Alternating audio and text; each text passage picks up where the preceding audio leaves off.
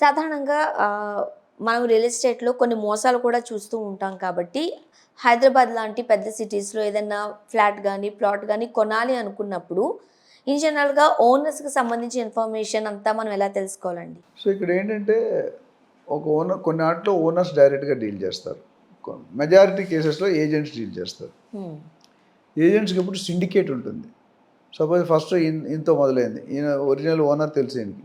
ఈయన ఏం చేసి సిండికేట్‌లో 10 మందికి పాస్ చేస్తాడు. వాళ్ళెవరూ ప్రాపర్టీ చూడరు. ఓనర్‌ని చూడడు. ఆ రేట్లు తెలియవు. ఇదిగో ఆ ప్రాపర్టీ ఆ ఓనర్ అని చెప్తాడు అంతే. అలాంటి కేసులో ఫెయిల్. ఎందుకంటే ఆయనకి క్వశ్చన్ అడిగితే క్రాస్ క్వశ్చన్ అడిగితే చెప్పలేడు. Because he never seen the property. Simple example ఇచ్చాడు. ఒక ఆయన డెలాయిట్లో పనిచేస్తారు, ఇద్దరు wife and husband, around 35-38 years age. The budget is 2 crores. I'm talking about 10-12 years back. So పెద్ద అమౌంట్ అది. పెద్ద అమౌంట్. సో డెలాయిట్లో డైరెక్టర్ మామూలు ఉంటుందా?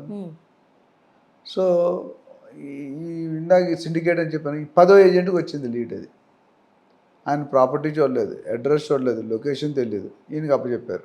ఈయనకి వచ్చింది డైరెక్ట్ లీడ్. అదృష్టం, డిజిటల్ మార్కెటింగ్లో లీడ్ వచ్చింది. సరే మొత్తం మీద ఒక టైం ఇచ్చాడు. ఆ టైంకి వెళ్ళలేదు ఈయన. 10 నిమిషాలు వెయిట్ చేయించాడు. సరే వెళ్ళాడు, వాళ్ళ కారులో కూర్చున్నాడు. కూర్చొని లొకేషన్కి వెళ్ళాడు. ఆ లొకేషన్ దొరకట్లే. వీళ్ళిద్దరూ ఫ్రస్ట్రేట్ అవుతున్నారు. పొద్దుటే వచ్చారు మార్నింగ్ 7:30కి.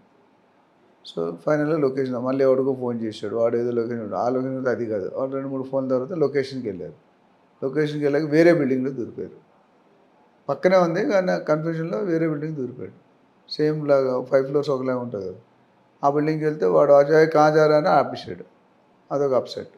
అది బయటకు మళ్ళీ ఫోన్ చేస్తాడు. ఫోన్ చేసి ఎక్కడంటే ఇది కాదు, 3వ బిల్డింగ్ అక్కడ. 3వ బిల్డింగ్కి వెళ్తారు. సరే బిల్డింగ్కి వెళ్ళారు. 2nd floorలో ఫ్లాట్ ఉంది. వీళ్ళకి కావాల్సింది 3 bedroom రిక్వైర్మెంట్.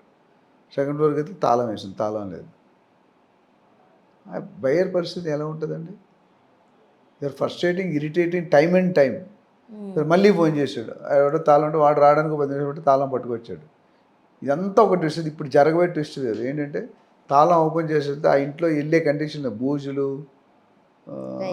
నాట్. సరే అది కూడా టాలరేట్ చేశారు. 3 bedrooms 2 bedrooms ఉంది ఆ ఫ్లాట్లో. So that customer will come back in ever lifetime. వాడు రాడు, 100 మంది చెప్తాడు ఆ ఏజెంట్ దగ్గరికి వెళ్ళకండి అని. One satisfied customer will tell to 10 people. One dissatisfied customer will tell to 100 people. Gandhi గారు చెప్పారు, customer coming to our premises is not an interruption. He is doing a favour by coming to us. You are not doing any favour by serving to him. ఇది గాంధీ గారు చెప్పింది నేను స్ట్రిక్ట్గా follow అవుతాను. అంత కంటిన్యూగా చెప్పానంటే నా మైండ్లో అంత సెట్ అయిపోయింది. మీరు చెప్పండి, అది చెప్పలేరు. సో వాట్ ఐమ్ సెయింగ్ ఇది, ఏజెంట్ అనేవాడికి ఒక పర్టికులర్ ప్రొఫెషన్ లాగా తీసుకోవాలి. ఈ టైప్ ఉంటే పనికిరాదు. అయిపోయింది ఆ రోజు. ఒకప్పుడు నడిచింది. టాటా సుమోలో బాలకృష్ణ గారి సినిమా టాట్ అని వైట్ డ్రెస్ కథ చైన్లు వేసుకొని వరుస దందని ఆగుతాయి. అది సెటిల్మెంట్ అంటారు, రియల్ ఎస్టేట్ కాదు. వాడు కబ్జా చేసాడు, అది తీసుకురావడానికి తీసుకెళ్ళి